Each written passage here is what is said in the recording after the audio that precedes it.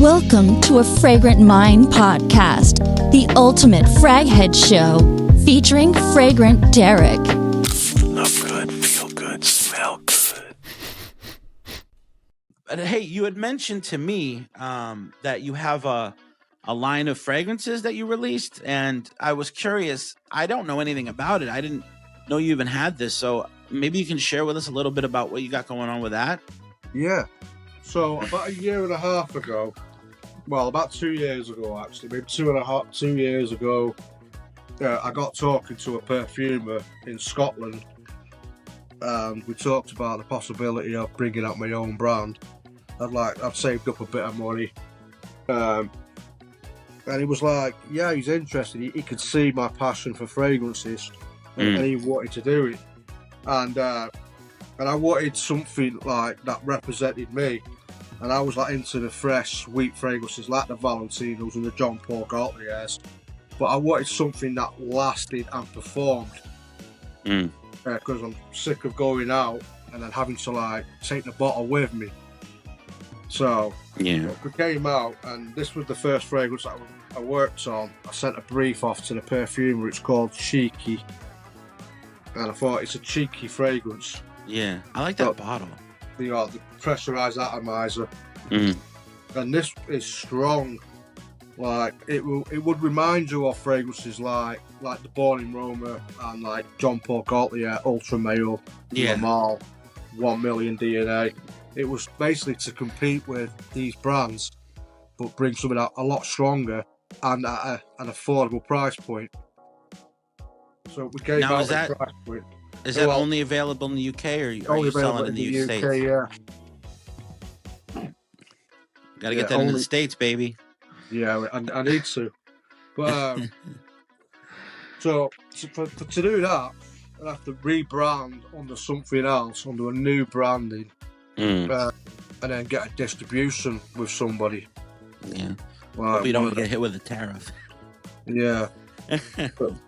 So when I launched with 3 fragrances. So with Cheeky, Uomo della Notte, which is the man of the night. Yeah. And then there was a fresh one called Xanthi, which is a tribute to my time working in Greece, in Xanthi, where I did a couple of summers there. It's kind of is that like a freshie? Like, is that more in the Mediterranean vibes? Yeah. So nice. And it's super strong. Yeah. Now, are they all like straights, or? Yeah, they're all eau de parfums. They're all 20%. All 20%. That's the way to go. Yeah. It's funny. A lot of people come out with a line, like especially with content creators, they'll come out with a line, and it's like all extracts or something. Don't get me wrong. I don't have anything against that, but in my opinion, like if someone would ask me, like, what's your favorite, concentration, it has to be eau de parfum. It's like the perfect, balance. You've still got solid projection, but you've also got the solid, longevity. And eau de parfums just tend to have the perfect balance of richness as well as freshness. And, you can play with the notes more. When you get into the higher concentration oils, you're getting into a much richer, denser kind of scent, and not everyone is looking for that vibe, And it's I think they have their place, but would you agree with that, or? Yeah. So when I worked with these, we played about with the concentration. We did 15%, 20%. There was not much difference between the 15 and the 20, really. Yeah. We did 25 and 30. And the 30% smelled nothing like this. Like, it was actually not good. And it didn't perform at all. And I was like, I can't have that. It has to be loud. It has to be projected and longevity. So I need good projection, and I need really good longevity as well. Yeah.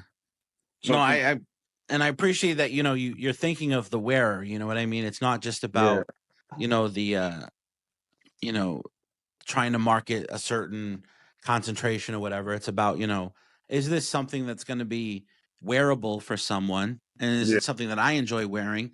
And I think that's needed. I think a lot of, especially in perfume, we need to consider, like, is this something that, Yeah. I enjoy wearing? And if I enjoy wearing it, then I think my followers are going to like it as well, Yeah, like all three of these were made for like the mainstream audience. Mm, So like people who have been there, done that, and are now like heavily invested into niche, they're not going to care too much for these. They're yeah. they're a little juvenile. Yeah. They're 15-year-olds could wear it easily. Yeah. But if you feel comfortable wearing youthful scents, you can wear youthful scents. Yeah. Yeah. Yeah. I mean, I think that kind of falls into your aesthetic, which is that you're the creator for the everyman, Yeah.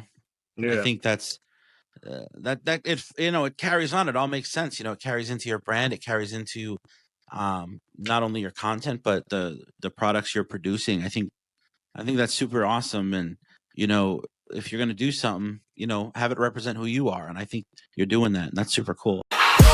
This has been a Fragrant Mind podcast. Be sure to visit afragrantstateofmind.com or subscribe to AFSOM on YouTube. As always, have a fragrant state of mind.